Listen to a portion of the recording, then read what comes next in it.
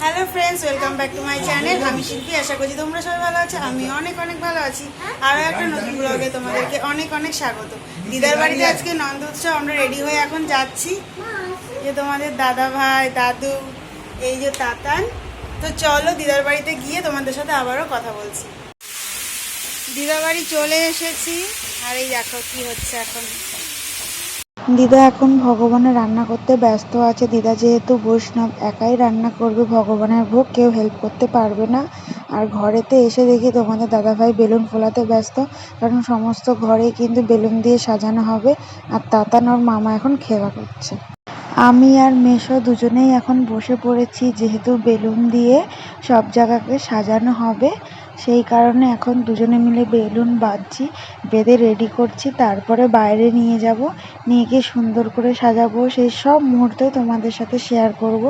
তাহলে বন্ধুরা, ভিডিওটা স্কিপ না করে কন্টিনিউ দেখতে থাকো। অবশ্যই ভালো লাগবে আজকের ভিডিও। চলো তোমাদেরকে এবার ঘুরিয়ে দেখি আমাদের ঠাকুরঘর কত সুন্দর করে সাজানো হয়েছে। আর গোপু, রাধাকৃষ্ণ, যুগলকে কত মিষ্টি লাগছে দেখো। কিন্তু ঠাকুরঘরটাকে বেলুন দিয়ে সুন্দর করে সাজিয়ে দিয়েছি। তোমাদের কাছে কতটা ভালো লাগছে? তোমাদেরকে আরও একবার দেখিয়ে দিচ্ছি আমাদের ঠাকুর ঘরের পুরো সম্পূর্ণ ভিডিওটা, কত সুন্দর করে বেলুন দিয়ে সাজিয়েছি। এবার দেখো আমাদের ঠাকুর ঘরের ঠাকুরদের কত সুন্দর লাগছে। গোপুদেরকে কত সুন্দর করে সাজানো হয়েছে। আর গোপুরা কিন্তু খুবই খুশি। আজকের দিনে নন্দ উৎসব, গোপুদের তো খুবই আনন্দের কথা। আর সেই জন্য সেজে গুজে বসে আছে এখন।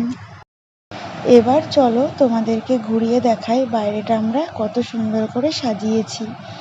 তো দেখো, আমরা বেলুন দিয়ে সাজিয়েছি। আর আজ কিন্তু খুবই গরম পড়েছে, সেই কারণে রোদের তাপে অনেক বেলুনই কিন্তু ফেটে গেছে।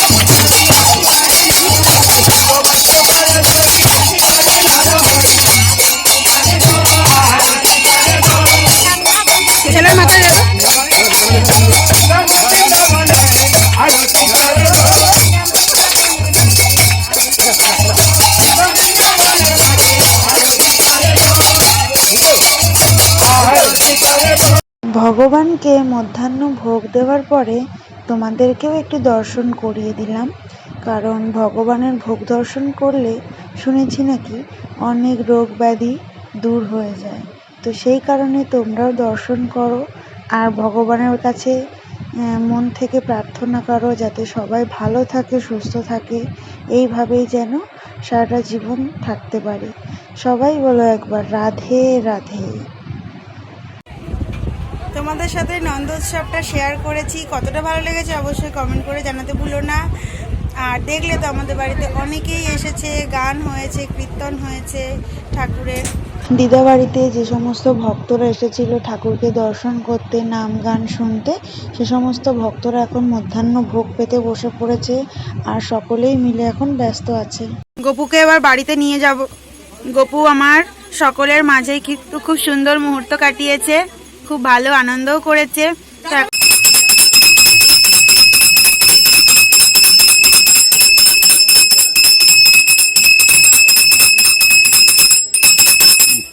দিদার বাড়ির অনুষ্ঠান পর্ব শেষ হয়ে গেছে, এবার বাড়ি যাব। তো গপুকে সন্ধ্যা আরতির পরেই নিয়ে যেতে হবে। তো রেডি হয়ে গেছি। আজকের মুহূর্তগুলো যদি তোমাদের ভালো লাগে অবশ্যই লাইক, কমেন্ট, শেয়ার এবং সাবস্ক্রাইব করে আমার পাশে থেকো। তোমাদের সাথে শেয়ার করেছি সেই সমস্ত মুহূর্ত, ঠাকুরের গান, ভোগ, সব কিছুই।